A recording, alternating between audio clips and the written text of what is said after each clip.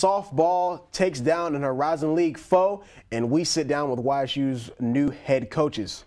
Stick around to find out who on this week's Penguin Rundown.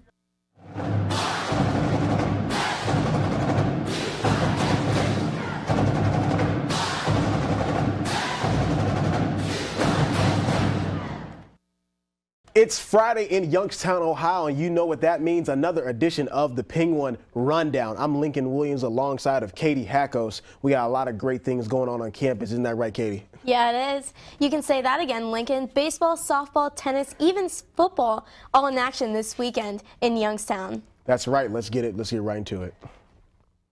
The YSU baseball team was slated to take on Oakland this past weekend in a 3-game series. However, due to inclement weather, the series was canceled and will not be rescheduled. The men were finally back in action this past Wednesday. The Penguins traveled to Kent State to take on the Golden Flashes. For results and highlights of the game, check out YSUsports.com. Looking ahead, the baseball will continue Horizon League play against Northern Kentucky this weekend in a 3-game series beginning today at 5:30 at Eastwood Field.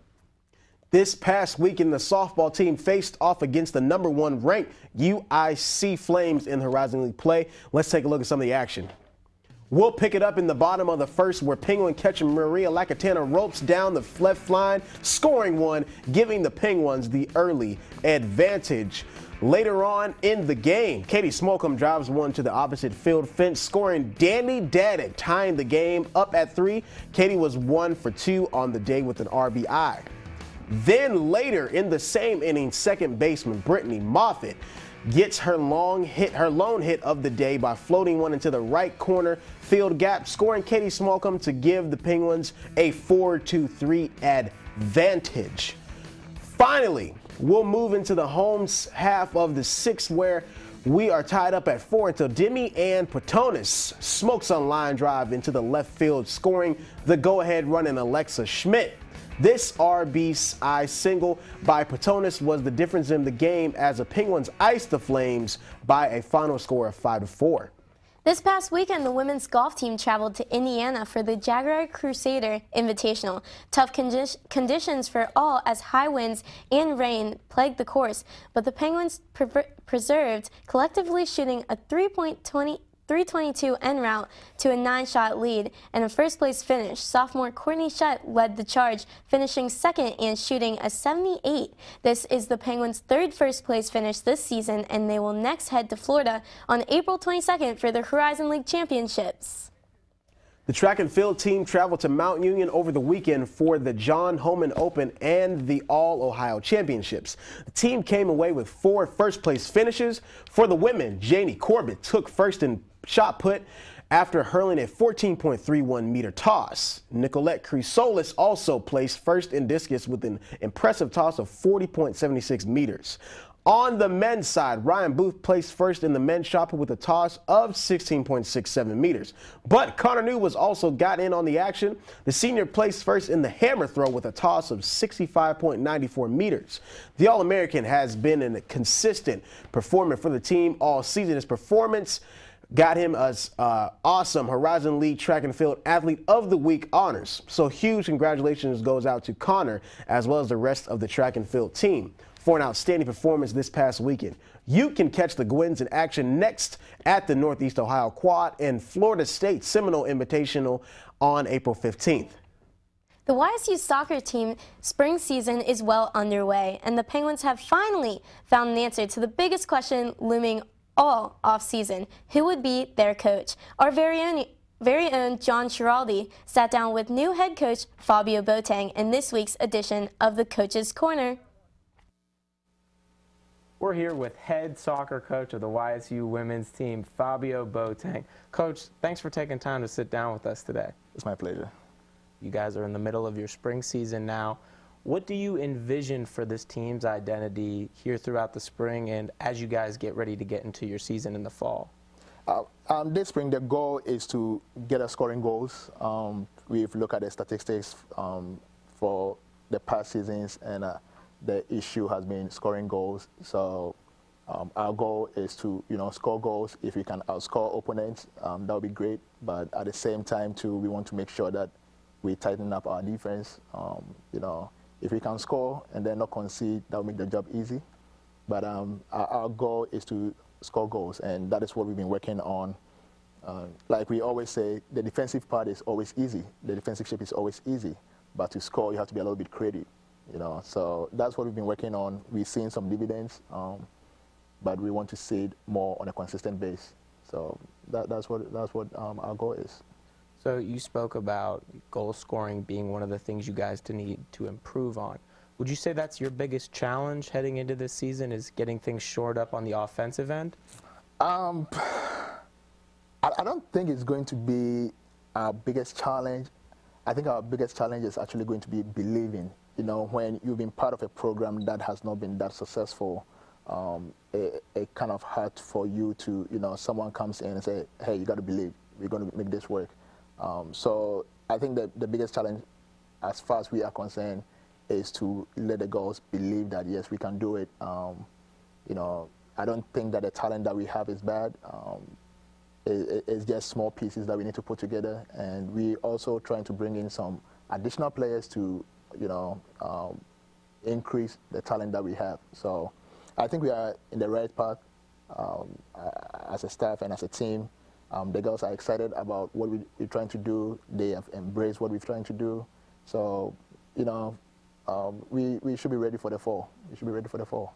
Well, we certainly believe in you, Coach B. We believe in this team and this program, and we're excited to see what you guys do this fall. Coach, thanks again for taking this time to sit down with us today. Coach Fabio Boateng of the YSU soccer team. Great job by our very own John Schiraldi, and a special thanks goes out to Coach Boateng. Let's talk about some tennis. YSU tennis was back in action this past week. Last Friday, the men picked up a 4-3 win over Cleveland State. The men would receive 4 singles match victories, none more important than Hugo Mortz. The senior cemented the team's win with a 9-7 singles match victory. The team now sits at 6-11 overall with a 2-1 conference record. The women also traveled to Cleveland State to take on the Vikings. The Penguins would battle all day but came up just short, dropping a 4-3 decision to CSU. This is the team's first conference dual loss since April 12th of 2014. The women sit now at 6-11 overall record and 4-1 in the Horizon League. Both the men's and women's teams look to improve upon their conference resume tomorrow as they host Green Bay. Matches set to begin at 12:05 p.m. The women's basketball team held their annual postseason banquet this past week. The lone senior Janae Jackson took home the award of Most Improved Player. Janae battled injuries throughout her entire career, but she was sure to make her senior year the best year. Janae averaged 9.3 points per game, while also grabbing 6.2 points per contest. Janae's leadership skills are something that will not show up on the stat sheet, but are pivotal in the season this team had this past year. Sophomore guard Nikki Arbanis was named the team's Defensive Player of the Year for the 2nd straight year. This is a great accomplishment as the team held opponents to 63.1 points per game, while also only allowing opponents to shoot 26.5% from behind the arc. Finally, sophomore forward Sarah Cash took home the Coach Ed DeGregorio Most Valuable Player of the 2015-16 season. Sarah had a monster year as she was the first player in school history to lead the Penguins in points, rebounds, steals, and blocks. This year's dominant performance also led her to be awarded 2nd team All-Horizon League, while also ranking 4th in the country in field goal percentage at the 60%. Women's basketball head coach John Barnes announced this week that he will be staying with the program after rumors surfaced that he was moving to other head coach opportunities.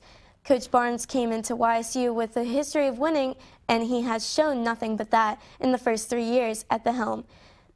His team has won at least 21 games in each of the past 2 seasons and advanced to a postseason tournament in consecutive years for the first time in the program's history. The past year saw the Gwins reach the semifinals in the Women's Basketball Invitational following wins over Stony Brook and UMBC. The first ever YESPYs were held this past Monday night in the Beagley Center. This event honors YSU student athletes for their achievements and allows our athletes to celebrate all of their accomplishments together. I had the distinct honor of hosting this event, and it was an absolute blast.